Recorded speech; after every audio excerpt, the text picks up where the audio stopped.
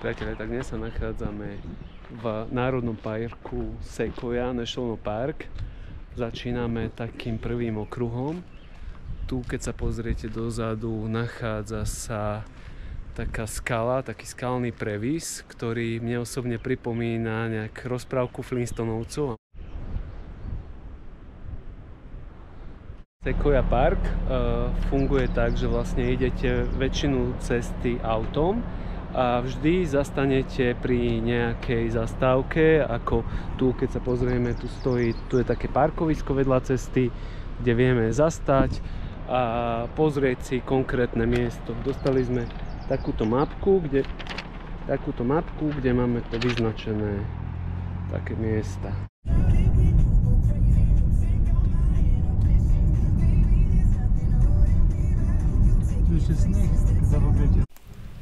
Vstupné do parku je $35 na auto a nezáleží na tom, že či ste v aute 1, 2, 3, 4, vždy sa platí len za auto tých $35.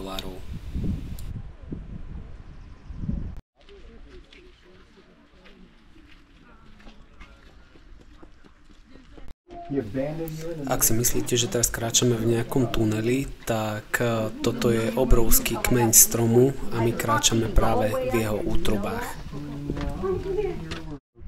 Brutálne to je. Fakt, toto som ešte v živote nevidel, takéto obrovské stromy.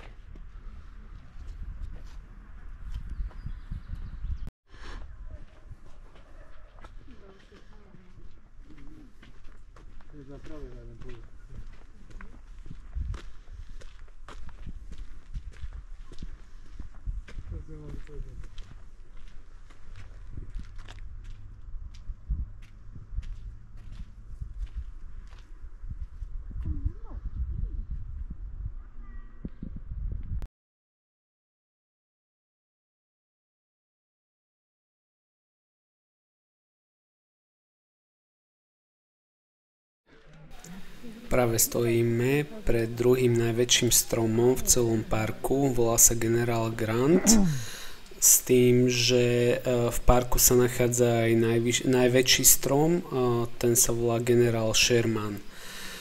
Tieto stromy sú skôr ani nie tak možno, že do výšky, ako do rozlohy alebo do objemu. V tom sú také, že najväčšie na svete.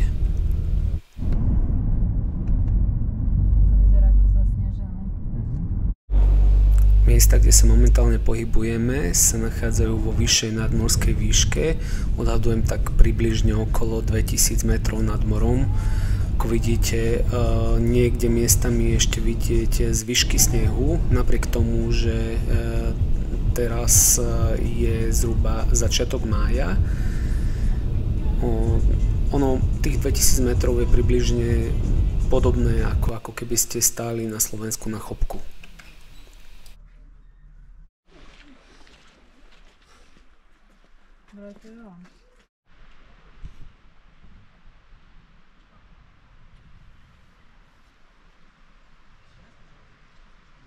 Tu môžeme vidieť smetné koše, ktoré možno poznáte z rozprávky Medveď Yogi, čiže aj oni tam majú trochu problém s medveďami a stravu alebo takéto veci dávajú do takýchto smetných košov.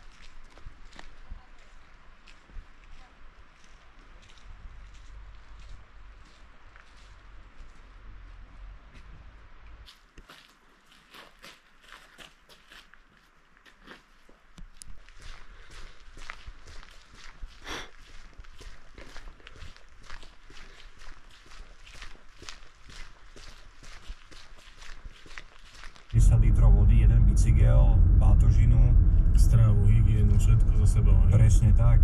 Čiže... Keď sa povie, že všetko... To auto s korbou je istejšia voľba, keď chcete, aby sa vám tam naozaj všetko zmestilo. Ale teda dá sa na Burning Man dostať nielen autom, ale teda buď môžeš mať auto alebo obytný príves.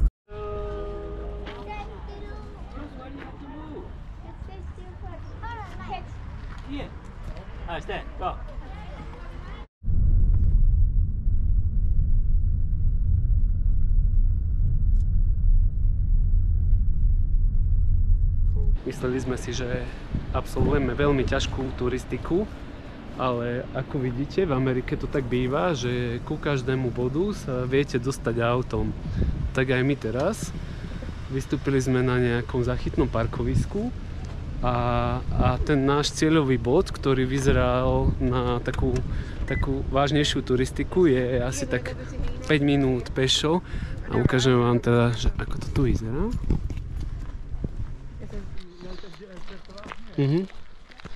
To nie je pečné. Je to áno, to keď sa šmykneš. No. Koniec. Asi dole, to už sa nezastavíš, to je koniec. Ja už mám iba 4000 na doplatenie. Hej, ale tak to už nič. A mám ich aj na účte, on nemôže ich vyplatiť hneď, lebo proste zo zákona to môže naštrieť na fixátkové, tie zdrapáky. Tým bielým, víš, ktoré sú...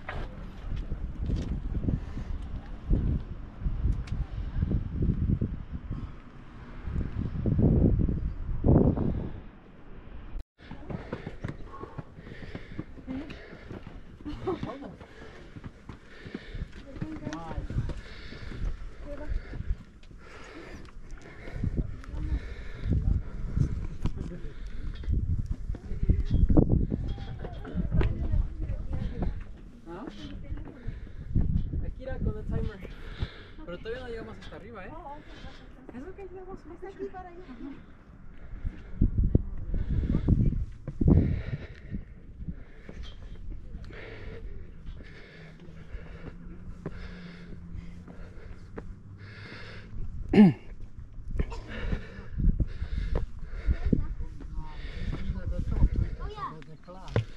Trae porciones. Porciones finales.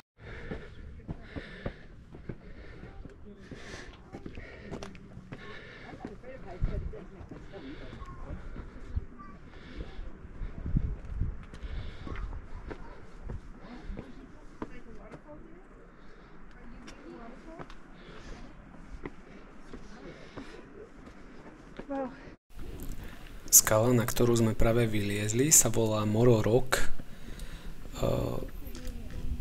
V doline môžeme vidieť serpentínu, odkiaľ sme prišli autom.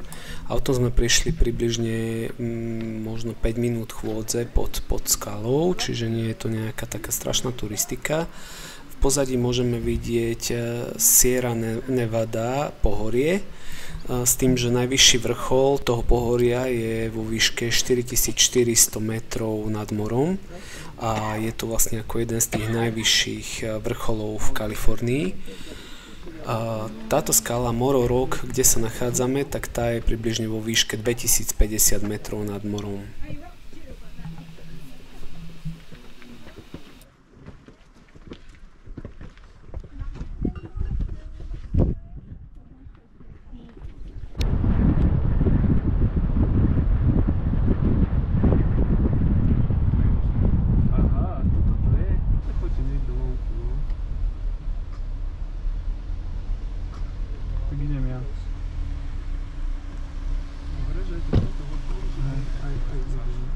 No, obidva sme začíme na moje vlastne.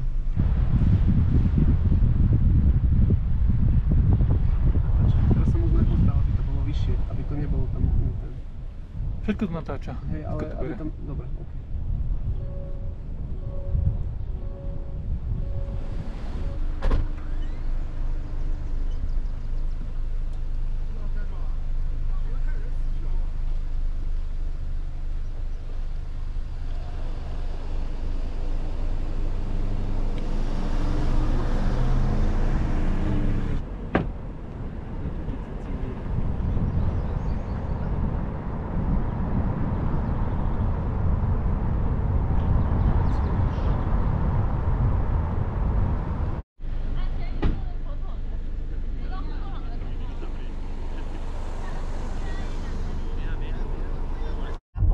hodiny, čiže naozaj, čo si tam neprinesieš, to nemáš. Tá komunita burnerov je úžasná, samozrejme, keď potrebuješ pomoc, pomôžu ti, keď potrebuješ niečo požičať, tak zrejme to niekde zoženieš, ale netreba sa na to spoliehať, naozaj každý je tam sám za seba. To znamená, že keď sa teda balíš, tak naozaj musíš myslieť na všetko, od kempingového náčinia, cez stan, ten musíš mať špecificky upravený, lebo teda plája, ešte si budeme o nej hovoriť, ale je to v